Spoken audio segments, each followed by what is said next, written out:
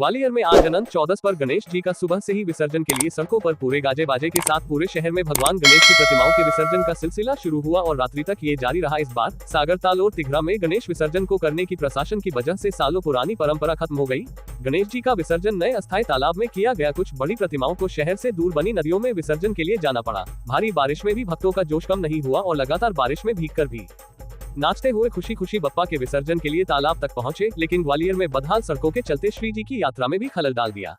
पहली बार ऐसा हुआ है जब अचलेश्वर के बड़े गणपति बप्पा का विसर्जन के पूर्व उनकी शोभा यात्रा का शहर में भ्रमण नहीं हो पाया, क्योंकि शहर की सड़कों में गहरे गड्ढे हैं। इसलिए बप्पा को हाईवे से होते हुए मुरैना रोड के पास नदी में विसर्जन के लिए लाया गया और उनका विसर्जन किया गया।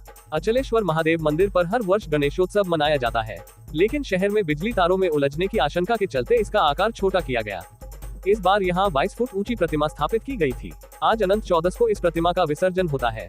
शुरू से ही यह परंपरा चली आई है कि विसर्जन से पहले गणेश जी को रथ में सवार कर नगर भ्रमण कराया जाता था, लेकिन इस वर्ष ये परंपरा टूट गई।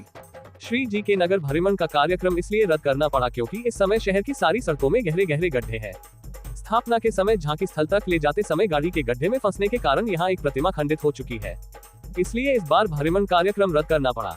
हालांकि यह परंपरा टूटने से भक्त दुखी और नाराज है। मंदिर से कई वर्षों से जुड़े भक्त महेंद्र भटकरिया का कहना है कि शहर की खराब सड़कों और ऊपर झूलते बिजली के तारों के कारण भगवान गणेश इस बार नगर भ्रमण पर नहीं जा पा रहे हैं। आस्था से खिलवाड़ न हो जाए, इसलिए इस बार सीधे हाईवे से प्रतिमा विसर्जन का निर्णय लेना पड़ा। अचलेश्वर महादेव सार्वजनिक ट्रस्ट न्याय द्वारा हर वर्ष की भांति इस वर्ष भी गणेश उत्सव धूमधाम से मनाया गया है, लेकिन चूंकि बड़ी बड़ी मूर्तियों में पानी का विसर्जन बरसात के कारण इस बार हो गया है और नगर निगम की लापरवाही से शहर में बड़े बड़े भारी गड्ढे हैं, इस कारण ये मूर्ति का विसर्जन भक्तों के द्वारा कि कोई ऐसी घटना ना दुर्घटना नहीं घटे, इसलिए इसको नूराबाद हाईवे के द्वारा लिया जा रहा है।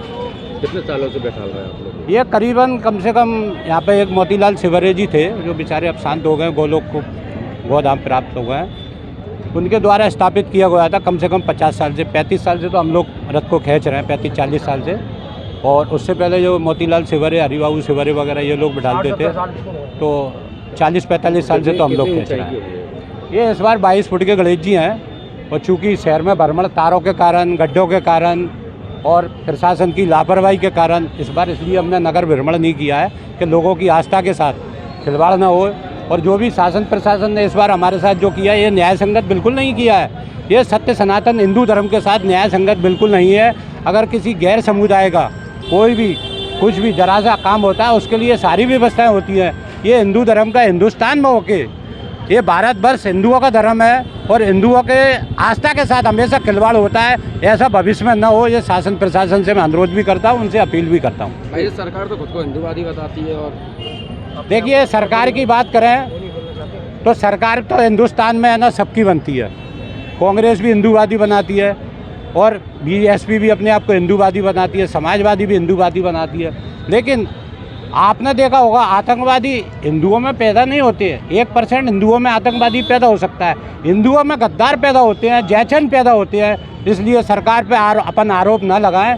ये अपने सामाजिक बात पे कोई कहता हम पंडित है, कोई कहता हम बनिया है, कोई हम कहते हैं ठाकुर है, लेकिन गैर समुदाय में आपने देखा होगा एक कहते हैं हम एक हैं। इसलिए ये बातें होती हैं, बात सरकार की नहीं है।